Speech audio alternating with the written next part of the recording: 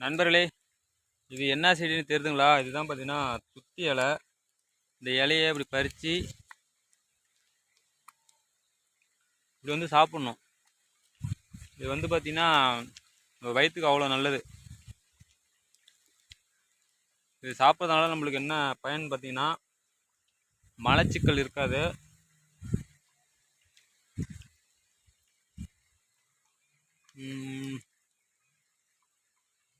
மலச்சிக்கல் சுத்தமாக நீங்கிடும். பாத்ரூம் போகிறதுக்கு ஃப்ரீயாக இருக்கும்.